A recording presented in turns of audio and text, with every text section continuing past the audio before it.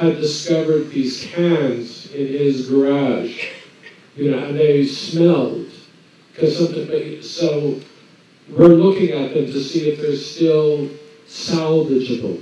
Because some of these works, once they begin to decompose, you can't, some of them, you can't make them better.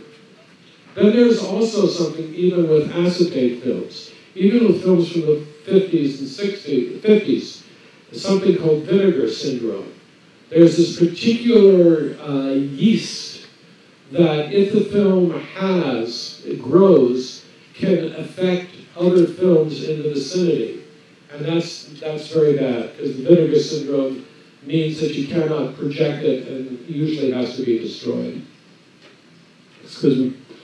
What are the criteria you adopt to select a particular theme or for curating a particular director? It all depends.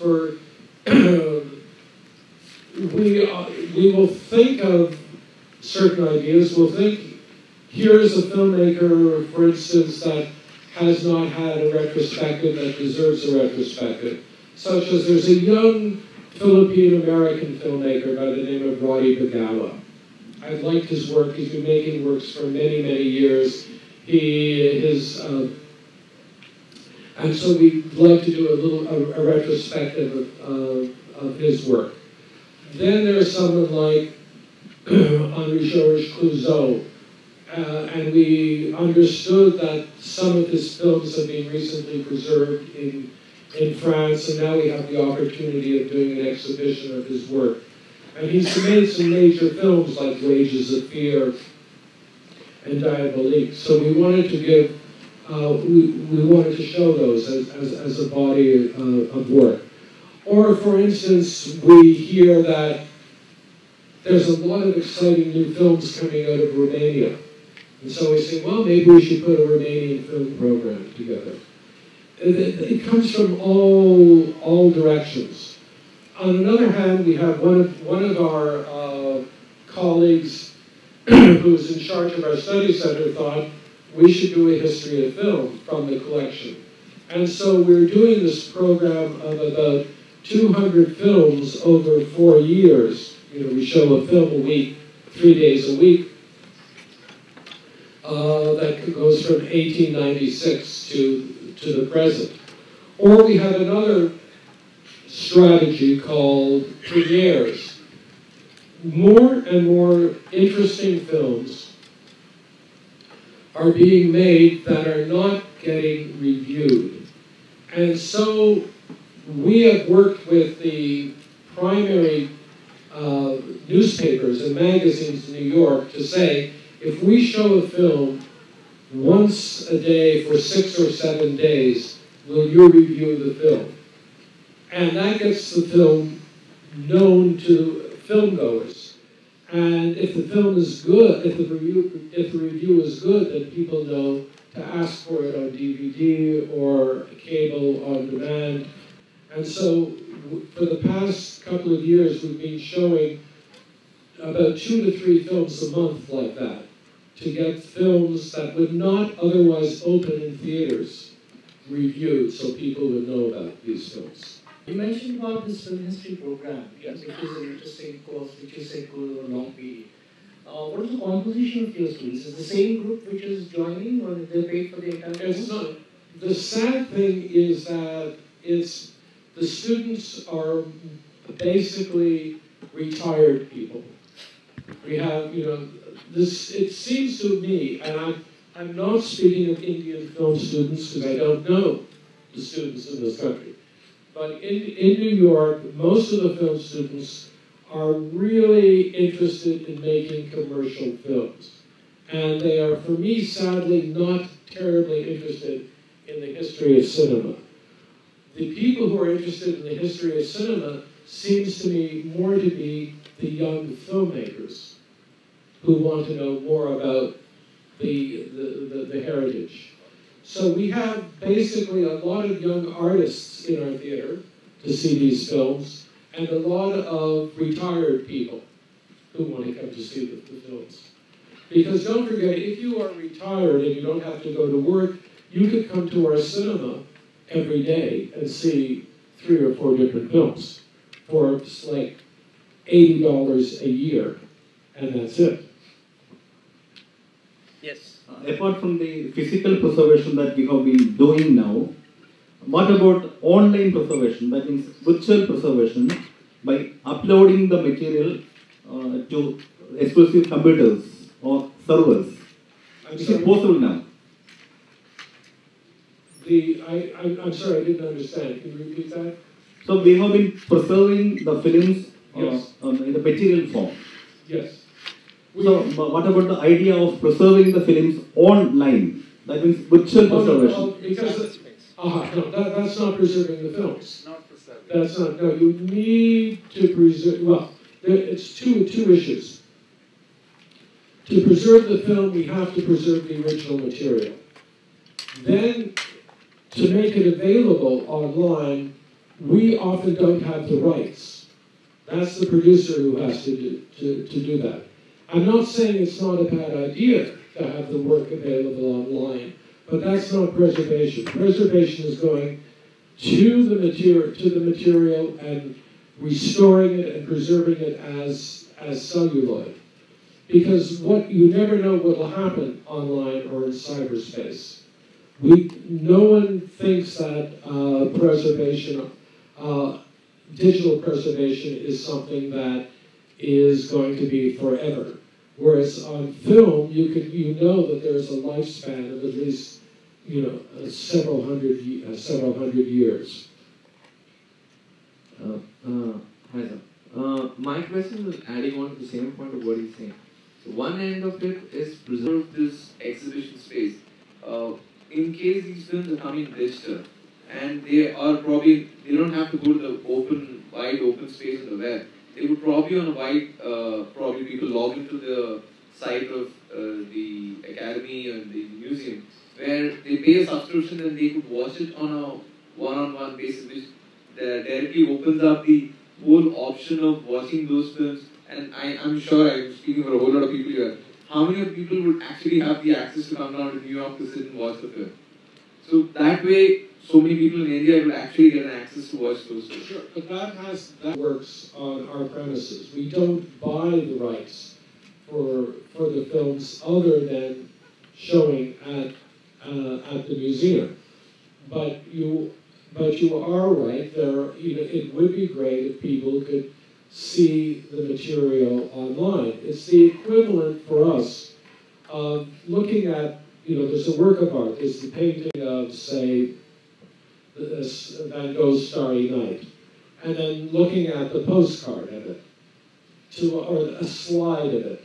That's the way to us seeing a work online is. But that's okay. You get the information, but we don't have the right to put it online. However, I think that rights holders want to make money from works, so I think that they would devise a way of finding of making the work accessible. Although, of course, with cinema, sometimes the rights are very, very, very complicated. I have a question in the same context, taking this strand further. While you were talking about it, this question came to my mind. I'm sure that Lord has also probably feel that. Even what you told us about the culture of preservation and its challenges, nowadays we have this DVD culture, torrent, you can download films, you have YouTube, where you can, like what people are talking about, online access is already there, for those who don't have it. I mean, anything virtually, you just Google it and you get it on YouTube.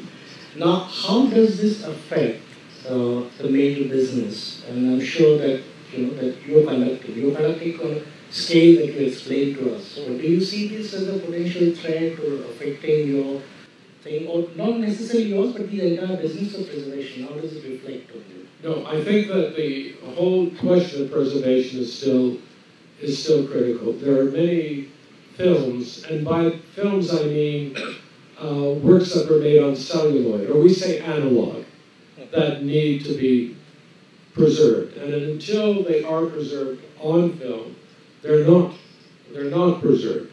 However, there is, of course, a whole other field now in which there are moving images, motion pictures, that never saw motion picture film, that were made electronically rather than chemically. And then that's still a very serious question. How do you preserve the electronic image? And that is a question that no one yet has really answered, except to say you keep migrating the information from one digital format to another as the formats get more and more sophisticated. So it means you take the information, you transfer it to one digital format, and in a couple of years you transfer it to another digital format. There are some people who take the digital information and they transfer it to, they make it analog, they transfer it to film. And they keep it on a motion, they keep it analog. So, but again, no one has really answered the question of digital imagery preservation. And we think it's going to be a serious one. It's like, the first videos were like on reel-to-reel tape. You can't go to these anymore. I mean, the information is gone. The magnetic, strands haven't held. The first years of video production can soon be lost as much as nitrate film was lost.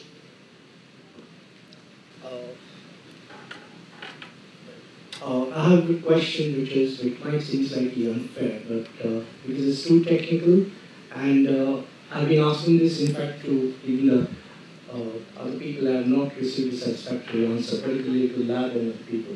Now, we talked about analog and digital. A photographic image basically is a real image, and the sharpness and everything, it is already set a high standard. And in projection, we talk about, as you said, digital getting sophisticated, but it's sophisticated with reference to itself. It's not as sophisticated as film. And all the technologists keep telling us all the time that one day this will overtake film. Now, there's a lot of technological and other hype, and let me share an experience with you.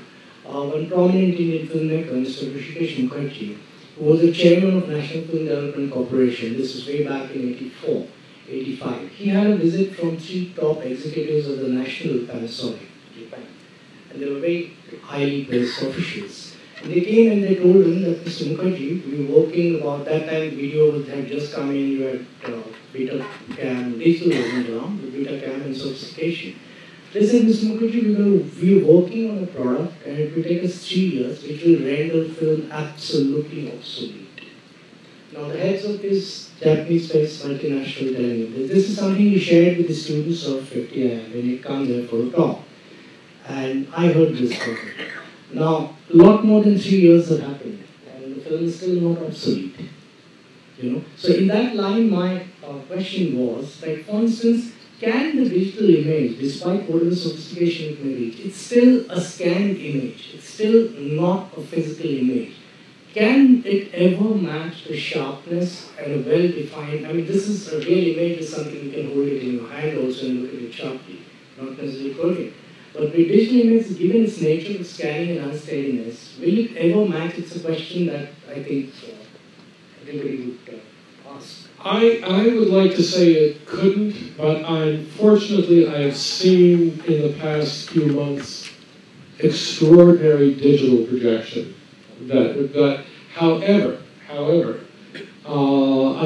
with sharpness and without blurriness, but to me, a digital image is not as, and this might be very personal, is not as rich, is not as deep as the chemical image. It's not because you don't have the light playing on grains, photographic grains. I think for me, the motion picture image is always richer, denser, deeper. However, the digital image can be just as sharp, but it's somewhat flatter. I also think that